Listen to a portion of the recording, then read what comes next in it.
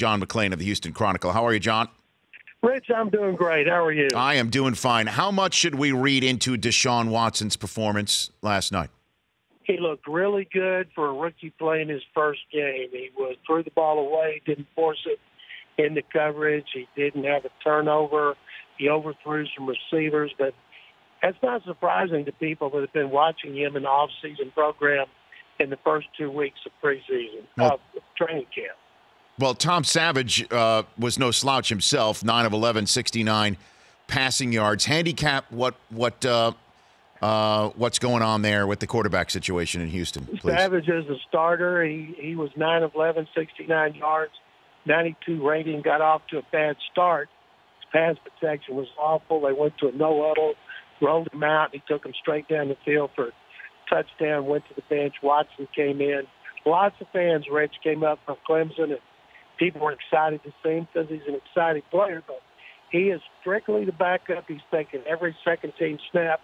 Savage is taking every first-team snap. So this is there's no there pretty much right now. There's no there when it comes to Deshaun Watson starting first game unless Tom Savage gets hurt. He's been hurt in each of his first 3 seasons, so odds are it's going to happen at some point. I mean, and of all people to give Tom Savage the seal of approval, thumbs up, and for the starting position, it is a Clemson Tiger of the first variety, and DeAndre Hopkins as well. What do we read into all of that, John? Well, Hopkins endorsed him back in the mini camp. He endorsed him the first week of training camp. And then a national guy came in last night. He did it again. Last week, and everybody acted like it was a big deal, but that's no surprise to anybody there. Tom Savage is real big on making sure he spends a lot of time with his receivers off the field.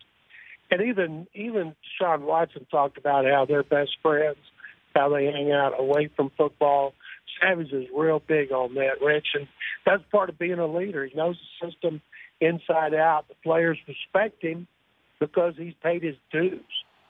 So I'm with John McClain here of the Houston Chronicle. I know you're saying there's no there, and I know you're saying that that Watson's the backup, and you know better than anybody. All that said, he's a first-round pick. We know Bill O'Brien has a lack of patience on occasion. He'll sometimes say someone's my starter, and then at halftime makes a decision to go somewhere else. Why shouldn't we think that would happen again here, John? Because Tom Savage looked real good after they changed the strategy. And teams coming off winning records rarely start rookie quarterbacks at the start of the season. Russell Wilson took over a losing team. So did Dak Prescott. So did Marcus Mariota and Jameis Winston. And Savage has paid his dues. He knows the system. He can handle Bill O'Brien, unlike Brock Osweiler. He will be the starter when they begin the season against Jacksonville, unless he were to just stink it up in the next 2 preseason games, and Watson was great. But Savage is the starter for now. And remember, you just pointed it out, Bill O'Brien has benched the starter in each of his first 3 seasons, so the odds are Savage will get hurt or he'll get benched. So what is the major question mark then involving the Houston Texans going into the season, best you can tell, John? Quarterback. They got Tom Savage, who's never thrown a touchdown pass. He hasn't thrown an interception. He started 2 games. He's 1-1. He's been injured a lot.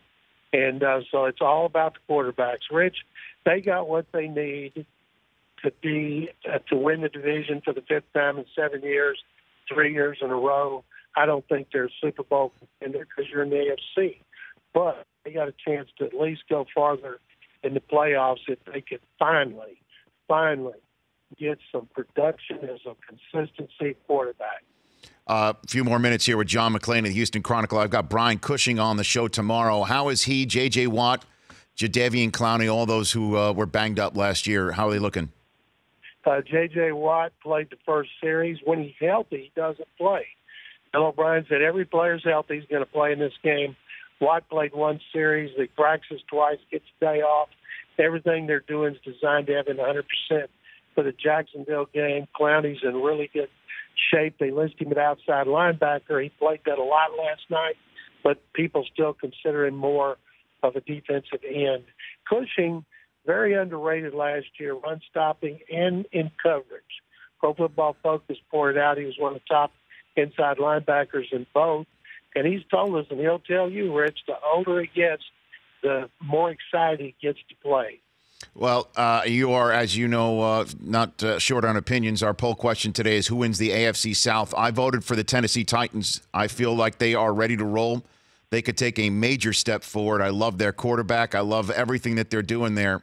Soup to nuts. How do you respond to something like that, John? I echo everything you just said. I've been picking the Titans since the draft. John Robinson, second-year general manager, has done everything to help bolster both sides of the ball. I think if Mariota can stay healthy for the first time, they're going to end the Texans' string of winning the AFC South.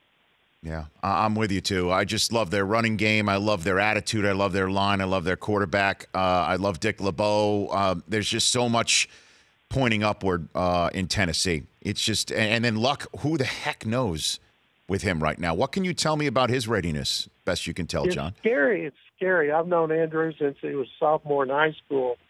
And the way he throws the ball, Rich, as you know, he throws the ball hard. He throws it down the field. And you don't just go from 0 to 60. You've got to be able to limber up. And if he doesn't play those first two games, and I don't see how he could, considering he hasn't thrown, I'll be stunned if he's available for the regular season opener. And there's worry in Charlotte, too, about Cam Newton, who's also got shoulder issues. So that's scary on both parts. Couple more minutes with John McClain of the Houston Chronicle. Much was made, of what the Houston Astros did not do at the trade deadline. And we had Peter Gammons on the show the day after the trade deadline, and he went all in on criticizing Houston for only getting Liriano for the pen, and that's not really his forte. Dallas Keuchel the next day said he was disappointed. How is that playing out still just about 10 days later, John? Keuchel has been shelled since he came off the DL. Lance McCullers been shelled since the All-Star break. He's on the DL. Their pitching has abandoned them. And Jeff Luhnow, the general manager, the system is loaded with prospects. He should have made a deal. And right now their pitching has been awful. Their bullpen, which was good earlier, is getting pounded.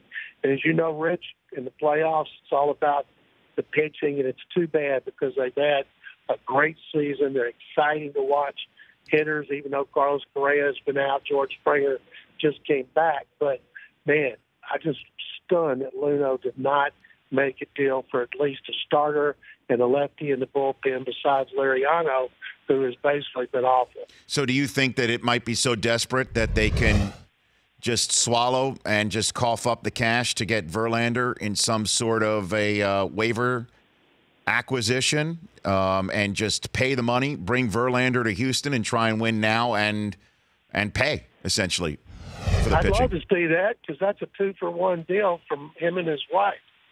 But I don't think they'll do that, pay that kind of money, and but they should, but I don't see it. Okay.